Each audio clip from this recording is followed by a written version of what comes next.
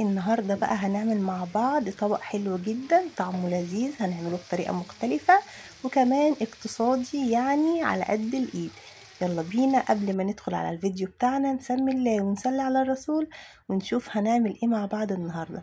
والطبق بتاعنا النهاردة بيتقدم مع كذا حاجة، يعني ممكن تستخدميه جنب كذا حاجة، رز ماشي، مكرونة، عيش وبطاطس ونواشف، مش هيقولك لا.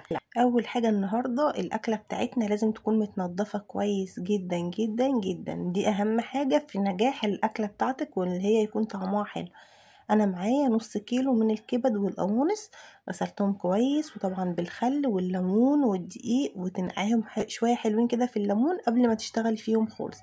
تمام كده. بعد كده جبتهم بقى وضفت عليهم نص معلقة من الفلفل الأسمر وفصين من الثوم وكمان عصرة ليمونية. دي أول خطوة هنعملها في الكبد والقوانص اللي معايا. هركنها بقى شوية على قد ما تقدري، سيبيها شوية في التتبيلة دي اللي هي فصين من الثوم، نص معلقة من الفلفل الأسمر، نص معلقة صغيرة، وعصير ليمونية. هنسيبها بقى على جنب كده وقت كويس كده في التتبيلة دي برضو بتشيل منها الزفورة ويبقى طعمها حلو معاك. هجيب الطاسة هحط فيها كده ربع كوباية من الزيت، هنستخدم شوية زيت كده حلوين. وبعد كده هنزل بالكبد الأول، خلاص كده على نار عالية بقى، وابتدي اقلب فيها كده لحد ما تاخد معانا لون حلو. وانا هنا مقطع الكبدة على قطعتين، لو انت عايزة تصغريها براحتك، بس هي كده بتكون كده حلوة وشكلها حلو في طبق التقديم بعد ما بتستوي. بالنسبة بقى للقوانص بقطعها قطع صغيرة شوية علشان هي بتكون جامدة فبتحتاج تسوية اكتر، فبقطعها على قطع صغيرة كده. خلاص كده. هنا بقى الكبدة كانت دخلت معايا في اللون اللي انا عايزاه واتشوحت ودخلت كمان في التسوية. هبتدي كده اشيلها في طبق على جنب، وبعد كده هجيب القوانص ننزل بقى بيها على طول كده في الزيت في نفس المكان بتاع الكبدة. نبتدي برضو نشوح فيها كويس جدا مع بعض. زي ما انتم شايفين معايا القوانص انا مقطعاها قطع صغيره اصغر من الكبده زي ما قلت لكم لانها بتحتاج تسويه اكتر. هشوح فيها لحد ما تاخد معايا كده اللون الجميل ده وتتشوح خالص وتنشف من الميه اللي فيها. بعد كده بقى هكون مجهزه نص كوبايه كده من الميه المغليه، هنزل بيها بقى كده على القوانص وابتدي اغطيها لحد ما تدخل في التسويه بتاعتها وتشرب برضو نص كوبايه الميه دي. هنغطيها ونسيبها. ندخل على تاني حاجة معايا، هنعمل مع بعض طبق كده سلطة بسيط جدا وسهل وكمان بيكون لذيذ قوي جنب الأكلة بتاعتنا وكمان خفيف. معايا علبتين من الزبادي البلدي. تمام. هنبتدي ننزل بيهم بقى كده في بولة، وكمان هكون مجهزة معايا رشة بسيطة قوي من الملح ورشة بسيطة قوي من الفلفل الأسود، رشات بسيطة جدا. وكمان مجهزة خياراية مبشورة. وهبتدي بقى انزل كمان بفص واحد صغير خالص من الثوم، يعني فص صغنون خالص، عايزين بس الريحة بتاعة الثوم.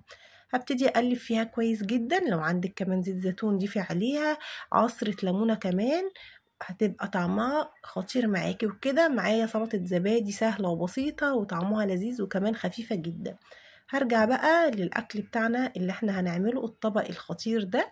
خلاص كده كانت القوانص شربت الميه اللي احنا حطيناها وكانت خلاص استوت. هكون مجهزه كمان طماطميه واحده بس انا مقشراها مقطعاها قطع صغيره، ممكن تبشريها برضو براحتك.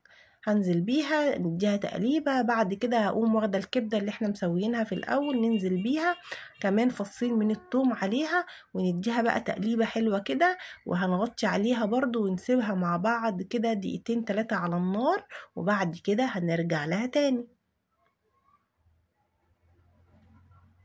سيبناها دقيقتين على النار، رجعنا لها. كنت مجهزه انا بقى بصلايه متقطعه قطع كده رفيعه، طرنشات رفيعه، فلفل الوان، ومعايا كمان فلفل اخضر، وحاطه كمان ضايفه عليها قرن كده سبايسي علشان الاكله دي بتحب السبايسي، لازم كده تكون مشطشطه شويه. خلاص هبتدي اديها تقليبه ونبتدي بقى نضيف التوابل بتاعتنا. هنتبل الكبد والقوانص اللي معايا بتوابل بسيطه يعني ومش كتيره.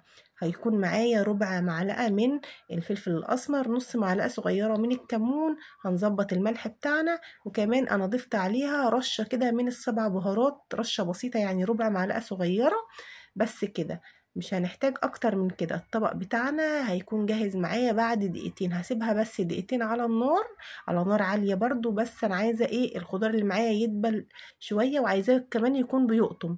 خلاص كده جاهزة معايا. عايزة اقول لكم ريحتها كانت خطيرة وتحفة وقلبة الدنيا بجد. جربوا الطبق كده على الطريقة دي هيعجبكم جدا. امشي بقى على الخطوات زي ما قلتلك كده، وان شاء الله الطبق هيطلع معاكي طعمه خطير، وهتعمليه على طول وهتعتمدي الطريقة دي. خلاص كده الطبق اللي معانا بسيط وسهل وما خدش مننا وقت خالص في التحضير. يعني هتخشي المطبخ كده وهتطلعي على طول ربع ساعة هتكوني عاملاه، مش هياخد معاكي وقت خالص. طعمه لذيذ كمان جنب السلطة اللي احنا عملناها دي، طعمه حلو قوي. وانا عملت معاه جنبه كذا نوع من السلطة، بس صورت لكم النوع ده بس. يعني ايه الفيديو كده قصير وسريع النهاردة. فانتي بقى ليكي حرية الاختيار، عايزة تقدميه بعيش ماشي، جنب السلطة دي ماشي. هينفع معاكي مع مكرونة محمرة، مكرونة بالطماطم، او شوية رز ابيض يمشي. يعني هيليق مع كذا حاجة. عيش بقى وبطاطس وسلطات زي ما انا عملت. وما ننساش بقى شوية الجرجير الحلوين دول. عملت معاه بابا غنوج، وعملت هي سلطة الشتيطة، الطماطم والشطة الحامية دي. كمان قدمت معاه الطومية. طبق كده جبنة حادقة، عملناه سلطة برضو مع بعض مع شوية زيت بقى وطماطم وخيار كده. يعني ظبطي بقى السفرة بتاعتك زي ما انتي بتحبي وزي ما اولادك بيحبوا. الفيديو بتاعنا النهاردة خفيف كده ولذيذ وسريع. يا رب يكون عجبكم النهاردة. جربوا بقى الطريقة دي وقولولي في الكومنتات رأيكم فيها ايه. يا رب الفيديو يكون خفيف عليكم كده، واستنوني ان شاء الله في فيديو جديد. لو وصلتي بقى معايا لهنا حطي اللايك بقى، ولو اول مره تشوفي القناه فعلي الجرس عشان يصلك كل الاشعارات الجديده اول ما انزلها على طول. شاركوا الفيديو بتاعي مع كل اصحابكم وحبايبكم علشان يوصل لناس كتيره جدا. واستنوني ان شاء الله في فيديو جديد. باي.